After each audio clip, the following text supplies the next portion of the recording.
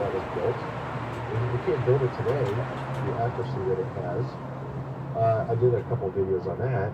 But the Emerald Tablets of Thoth were found at the top of the Great Pyramid, and some think that the Great Pyramid is actually a means for the fallen ones to retain their knowledge through the flood. Okay? So what we're talking about is sort of their library of evil knowledge was kept up there, and the Emerald Tablets of Thoth was one of them.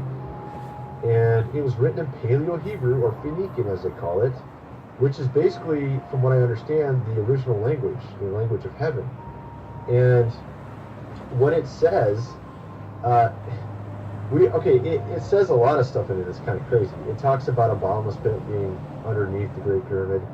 It talks about the sun and how that everything revolves around the sun. So it's actually about sun worship. And Copernicus, Galileo were both sun worshippers. They were called Hermes, okay, the false god of knowledge, Hermes. Hermes is the same false god as the god Thoth. Thoth and Hermes are the same god, false god. And Thoth is where we get the term thought from. Hermeneutics, biblical hermeneutics, we get that term from Hermes, which means knowledge, biblical knowledge, biblical hermeneutics. It's kind of an irony, right? So, these Emerald Tablets of Thoth are where Copernicus and Galileo got their concept of their solar system.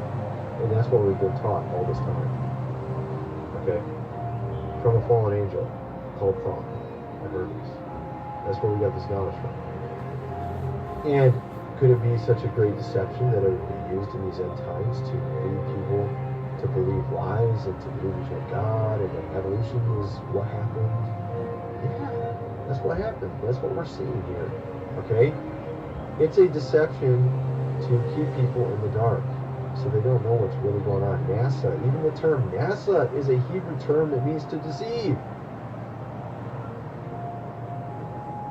I found this very curious that the term NASA in Hebrew means to take up, bring up, but also in a negative connotation it means to lead astray, mentally delude, morally seduce, beguile, deceive greatly. Which kind of explains the whole mask program if you think about it. Hidden in plain sight. And that's what NASA does, is they deceive people. They make people believe that heliocentrism has already been proven. They have all their...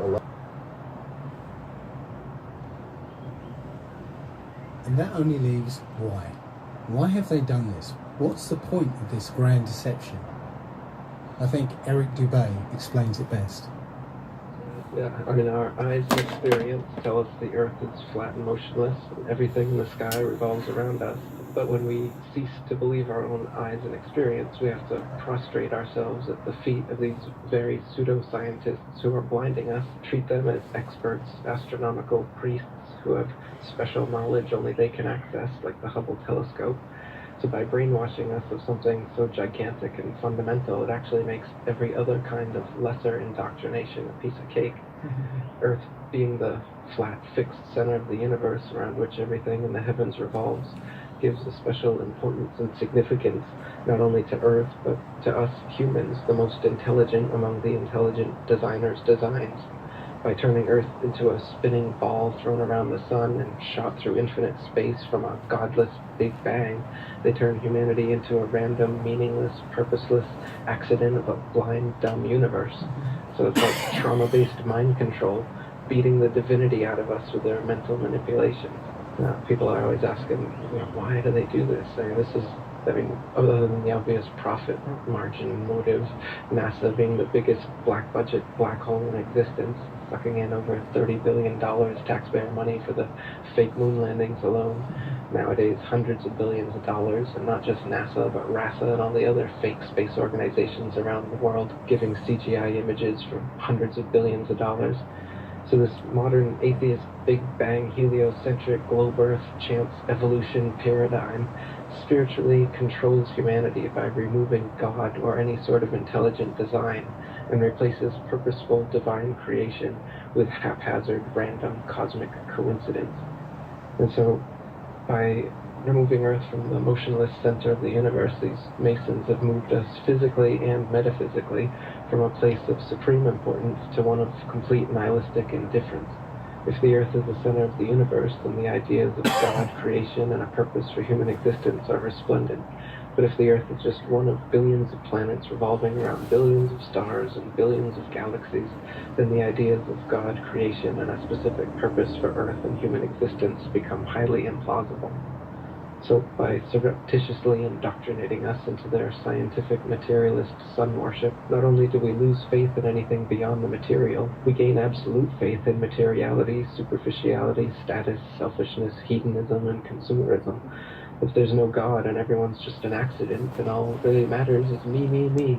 So they've turned Madonna, the mother of God, into the material girl living in a material world. Their rich, powerful corporations with their slick sun cult logos sell us idols to worship, slowly taking over the world while we tacitly believe their science, vote for their politicians, buy their products, listen to their music, watch their movies, all sacrificing our souls at the altar of materialism.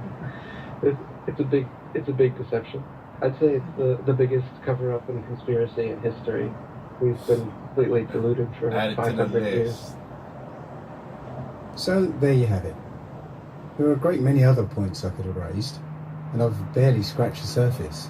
But if any of these points are true, then we have to abandon the model we've accepted thus far. Now, I don't know for sure that the Earth is flat, but I've seen enough evidence to make me strongly feel that that is the case. And moreover, my spidey sense, my intuition, tells me that this is true. I don't know what's beyond Antarctica. It could be a dome, it could be an infinite flat plane. It could even be just more Earth. More Earth than we realise, just as Admiral Byrd found. There are many who think that ultimately this is unimportant and just a distraction. But I see this as one of the most important revelations we could ever have. If this is the case, if this flat Earth is our universe, then it elevates man and this Earth to supreme importance, where every life, human or otherwise, is significant and sacred. And when we all realise that, then the world, the universe, changes.